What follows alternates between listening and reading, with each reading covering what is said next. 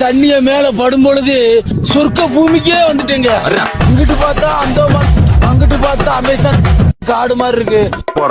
உமாபெட்டி, ஐயோ உமாபெட்டி. என்ன எங்கேயோ பார்த்திருக்கேன்னு சொன்னீங்க.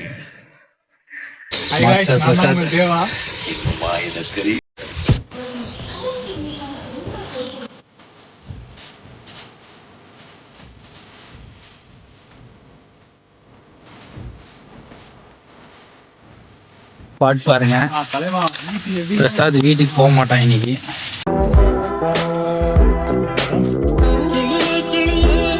மணி மணி மேகத்தோப்பில்